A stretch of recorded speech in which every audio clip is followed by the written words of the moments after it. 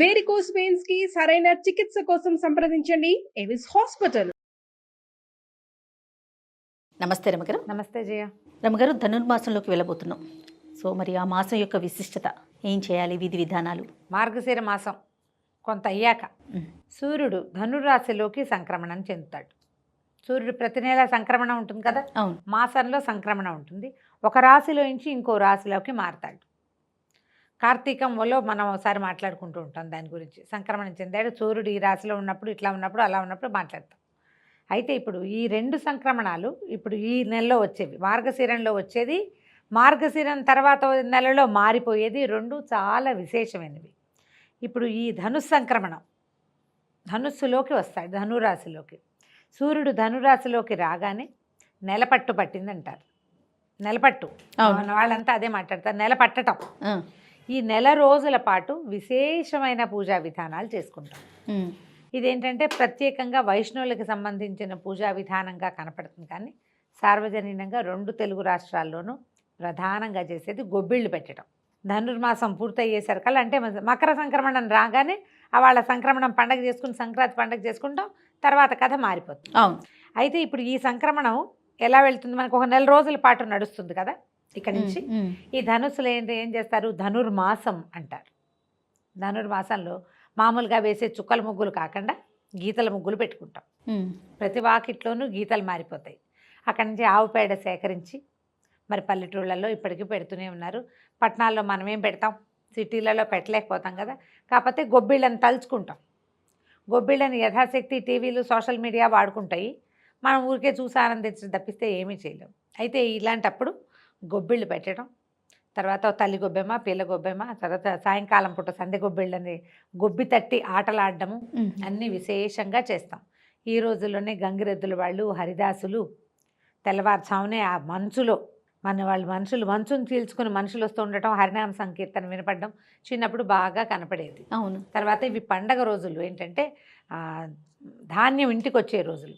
హరిదాసులకి ఈ మన గంగిరెద్దుల వాళ్ళకి దోసేళ్ల కొద్దీ ధాన్యాన్ని దానం చేసే రోజులు. ఈ ధనుర్మాసంలో చేసే దానము విశేషమైన ప్రాధాన్యతను సంతరించుకుంటుంది. ఇప్పుడు ధాన్యం దానం చేస్తే ఇబ్బడి ముబ్బడిగా పండుతుంది అనుకుంటారు పంట, అంటే బాగా రైతులైతే. మామూలు వాళ్ళు మనం ఏం చేస్తాము, ఏదో బియ్యం ఉంటాయి, ఓ గుప్పెడు బియ్యం పెట్టడం. ఇప్పుడు ముష్టికి బియ్యానికి వచ్చే వాళ్ళు ఎవరైనా ఉన్నారా భిక్షకి? అస్సలు బియ్యం కాదు రమ్మగారు, వండిన అన్నం కానీ కూరలు కానీ ఇస్తేనే తీసుకోవట్లేదు. ప్రెజెంట్ అలా ఉన్నారు కదా. కాలం మారిపోయింది, అన్ని రకాలుగాను మారిపోతాయి కాలాలు. ఈ కాలం కూడా మారిపోయింది. కానీ ఈ సంక్రమణం తర్వాత ఉత్తరాయణ పుణ్యకాలం వస్తుంది. ఉత్తరాయణానికి ఆది కాలం అన్నమాట ఈ నెల రోజుల్లో విశేషంగా విష్ణువుని సంకీర్తన చేస్తారు. ఈ నెల రోజుల పాటు గోదాదేవి చెప్పినటువంటి తిరుప్పావైని పారాయణ చేస్తారు. ప్రతిరోజు రోజుకొకటి తెల్లవారుజామున అన్ని విష్ణువాలయాల్లో కూడా, విష్ణు క్షేత్రాలలో 108 దివ్య దేశాల్లోనూ, తర్వాత మన ఇంటి చుట్టుపక్కల మన ఊళ్ళల్లో ఉన్న చిన్న పొన్న అన్ని యావనల్లి కృష్ణాలయం, వేణుగోపాల స్వామి దేవాలయం, రామాలయాల్లో, వెంకటేశ్వర స్వామి ఆలయాల్లో, నరసింహస్వామి దేవాలయాల్లో అన్ని చోట్ల కూడా ధనుర్మాసాన్ని విశేషంగా చేస్తారు. మార్గళి అంటారు. మార్గళి. ఈ మార్గళి ప్రత్యేకంగా చేసేది ఏంటంటే పొద్దున్నే లేవటం, విష్ణునామ సంకీర్తనతో నిద్ర లేవటం, తర్వాత స్వామివారికి ఆరాధన జరుపుకుని ఈ తిరుప్పావైలో ఉన్న మొదటి పాసురాన్ని మొదటి రోజున, రెండో పాసురాన్ని రెండో రోజున చొప్పున చదువుకుంటారు. ఈ తిరుప్పావై ఎలా చేసుకోవాలి అని మన వాళ్ళంతా స్టార్ట్ చేయాలని భావిస్తారు, కానీ ఇది ప్రత్యేకంగా ద్రవిడ భాషలో ఉంటుంది కాబట్టి వైష్ణవులు చేసే విధానం. కానీ దేవాలయాలు, అన్ని విష్ణువాలయాలు మనవే కదా. పొద్దున్నే చక్కెర పొంగల్ పెడతారు చక్కగా. చక్కెర పొంగలు, దద్దోజనము, తర్వాత వెణ్పొంగలి, మిరియం పొంగలి పొద్దున్నే ప్రసాదాలు ప్రతిరోజు నిత్యము చేస్తారు. ఈ 30 రోజులు చేసే ఆరాధన చాలా విశేషమైన ప్రాధాన్యతని సంతరించుకుంది. మన అన్ని దివ్య దేశాల్లో చేస్తారు. తిరుమలలో ప్రత్యేకంగా ఈ 30 రోజులు సుప్రభాత సేవలో తిరుప్పావైనే గానం చేస్తారు. ఈ ప్రబంధాన్ని దివ్య ప్రబంధన ఈ నెల రోజులు స్వామివారి మేల్కొల్పు తిరుప్పావైతోటే. తర్వాత శ్రీరంగం నుంచి అమ్మవారు ధరించిన మాల కూడా వస్తుందని చెప్తారు ఇక్కడికి. ఇవిడ గోదాదేవి కథని విశేషంగా చెప్పుకోవాలి కదా. ఆమె తను శ్రీరంగంలో అయ్యవారికి తను ధరించిన మాలని సమర్పించేది. ఆయన అది తెలుసుకున్నాడు. ఆ వెంట్రుక వచ్చిందని ఆ తండ్రి చూసి బాధపడితే ఆయన ఆ అమ్మాయి ధరించిన మాలే నాకు కావాలని భగవంతుడు స్వయంగా అడిగాడని ఆవిడ ఇట్లా వ్రతం చేసి మాలలో వెంట్రుకు వచ్చింది. మాలలో వెంట్రుకు వచ్చి ఇట్లా మెడలో వేసుకుని చూసుకునేది ఇంత పొడుగు జుట్టు. ఒకరోజు ఆ దండలో మాలలో వెంట్రుకు కనపడింది తండ్రికి. అయ్యో ఇదేమిటి ఇట్లా వెంట్రుకు వచ్చింది, స్వామివారికి సమర్పించేది అపవిత్రం కాదు, వెంట్రుకు అపవిత్రమైన వస్తువు. ఆయన తెలుసుకున్నాడు, కూతుర్ని అడిగితే నేను వేసుకున్నానని చెప్పింది. మనసు అయ్యింది, వేసుకోవాలనిపించింది. తను వేసుకున్న మాలనే ఇస్తోంది స్వామివారికి రంగడికి. దాంతో ఆయన చాలా బాధపడ్డాడు. అపచారం చేశాం, ఎంతకాలంగా ఇలా తప్పు జరుగుతుందో నన్ను క్షమించమని భగవంతుడికి ఎంతో ప్రార్థన చేస్తే, కాదు నాకు ఆ మాలే అదే ఇష్టం నాకని అడిగాడు ఆయన రంగనాథుడు.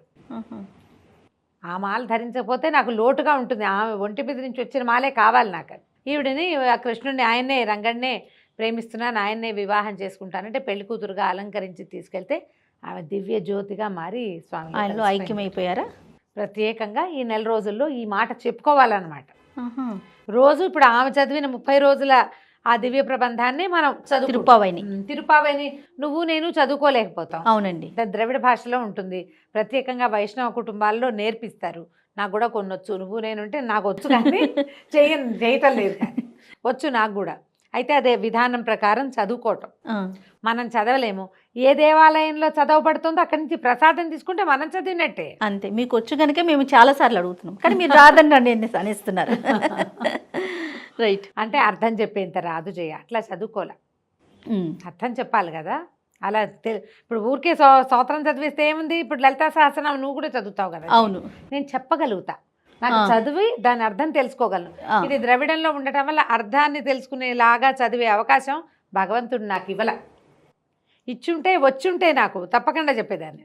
ప్రతి సంవత్సరం ఇదే ఇష్యూ మనకి, మన ఇద్దరికి అదే మాట్లాడతాం, అదే చేయలేకపోతున్నాను. అవును, ఇప్పుడు అలా ఎవరు చెప్పేవాళ్ళు ఎవరైనా దొరికితే చక్కగా తప్పకుండా విశేషంగా చెప్పించుకోవాలి, అర్థం వినాలి. ఆమె ఎట్లా పిలుస్తుందంటే, ఎట్లా ప్రభు సేవకి వేళ అయింది, పొద్దున్నే నిద్ర లేవండి, తొందరగా లేచి వెళ్ళి స్నానం చేసి రావాలి, ఆయన నిద్ర లేపాలి స్వామినని వీళ్ళని నిద్ర లేపుతుంది అనమాట ఆవిడ చెలికత్తెల్ని. చాలా విశేషమైన అర్థం కలిగి ఉంటుంది. ఈ 30 రోజుల పాటు పారాయణ చేయటం, మధ్యలో కొన్ని విశేషం నాయకనాయ అంటారు, అదొక ప్రత్యేకమైన పాసురం. తూమణి మాడత్తు అదొక ప్రత్యేకమైన పాసురం. అట్లా ప్రత్యేక పాసురాలప్పుడు ప్రత్యేకమైన సేవాకాలాన్ని జరుపుతారు. తర్వాత ఈ గోదా కళ్యాణంతో ఈ తిరుపావై ప్రబంధ పఠనం పూర్తవుతుంది. ఈ నెల రోజుల పాటు ఇలా చేయబడే దేవాలయానికి వెళ్ళి ఒక్కసారైనా నమస్కారం చేయండి. మానవ మాతృలు ఎట్లా భగవంతుడిని చేరచ్చు చెప్పింది ఆమె. సాధారణంగా మన అందరికీ పూజ ఉంటుంది, భక్తి ఉంటుంది, ఏదో చేస్తాం. మనం ఏది చేస్తున్నామో అదే భక్తి అనుకుంటాం. ఒక్కొక్కళ్ళకి పువ్వుల మీద ఉంటుంది, ఒక్కొక్కళ్ళకి దండల మీద ఉంటుంది, ఒక్కొక్కళ్ళకి ప్రసాదాల మీద ఉంటుంది. చాలామందిని గ్యాదర్ చేయటం, కొంతమందికి చాలా అలంకారం, కొంతమందికి ఉపవాసం, కొంతమందికి మడి ఆచారం, ఇతరులకు కనపడక కొంతమందికి వితరణ, అందరికీ బాగా ఇంత ఎక్కువ ప్రసాదాలు చేసి పంచిపెట్టేసేయాలి. భక్తి పలు విధాలుగా ఉంటుంది. మధుర భక్తి ఇది. భగవంతుడిలో చేరటం ఎట్లా ఆయనతో మమేకమైపోవాలో ఈ గోదాదేవి మనకు తెలియజేస్తుంది. ఈ ప్రత్యేక ప్రబంధాన్ని ఈ నెల రోజులు చదువుతారు. అవకాశం ఉన్న వాళ్ళు చదువుకోవచ్చు, లేని వాళ్ళు మేము చదవలేకపోతున్నాం ఎట్లా చెప్పండి అని అడగండి. ఎక్కడ చదువుతారో ఆ గుళ్ళోకి వెళ్ళిపోండి, అంతే. అక్కడికి వెళ్ళి ప్రసాదం స్వీకరించండి. ప్రతిరోజు ఒక పాసురాన్ని చదువుతారు. మనం ఇళ్లల్లో చేసుకునే వాళ్ళు ఏం చేస్తారు, గోపద్మ వ్రతం అంటారు. గోపద్మ వ్రతాలు కూడా అదొక పేరుకే కానీ అది ఆచరిస్తున్న వాళ్ళు ఎవరు ఇప్పుడు మనకైతే కనపడరు, చాలా తక్కువ. గోపికలు కూడా ఇట్లా కృష్ణుడిని ఆరాధించి భర్తగా పొందారని, అమ్మవారు ఎట్లా గోదాదేవి ఇట్లా స్వామివారిని ఆరాధించి ఆయనలో ఐక్యమైందని చెప్తారు. కృష్ణుని ఆరాధన, విష్ణువుని ఆరాధించడం, రంగనాథుణ్ణి ఆరాధించడం ఈ నెల రోజులు చేసినా కూడా విశేషమైన ఫలితం లభిస్తుంది. ఎక్కడైనా రంగనాథ స్వామి దేవాలయాలు ఉంటే అక్కడికి వెళ్తే ఆ పడుకున్న ప్రతిమ శయన భంగిమలో ఉండేటువంటి స్వామిని చూడటం అద్భుతమైన ఫలితాన్ని ఇస్తుందంటారు. అన్ని ఆలయాల్లోనూ మనకు విశేషంగా కనపడుతుంది ఇది. ఎలా కుదిరితే అట్లా చేయటం, మనం ఎలా వాకిట్లో ముగ్గేసుకోవటం, ఇల్లు శుభ్రంగా ఉంచుకోవటం, కృష్ణ గాథలు ఏమైనా చదువుకోవటం, భాగవతం లాంటివి, భగవద్గీత లాంటిది చదువుకోవటం, ఇవి అద్భుతమైన ఫలితాన్ని ఇస్తాయి. ఈ నెల రోజుల లోపల మనం ఏం చేస్తాం, పండగ దగ్గరకు వచ్చేసరికల్లా ఇల్లు బూజులు గిజలు చిమటాలు చేస్తాం. మధ్యలో మనకి న్యూ ఇయర్ మనం పార్టీ చేసుకునే పండగ ఒకటి వస్తుంది. ఈ నెలలోనే కదా అది కూడా అవును, వచ్చేది. అవును. తర్వాత ఏమో భోగి పండక్కి మళ్ళీ బొమ్మలు పెట్టుకోవటము, పిల్లలకి భోగి పళ్ళు పోయటం, అవన్నీ ప్రత్యేకమైనవి కదా. మళ్ళీ దాని గురించి చెప్పుకుంది కానీ చెప్పుకుందాం దాని సంగతి. ధనుర్మాసానికి ప్రత్యేకం ఏంటంటే కృష్ణ దేవాలయాలు, విష్ణువాలయాలని దర్శించటమే ఈ నెల రోజుల విశేషం.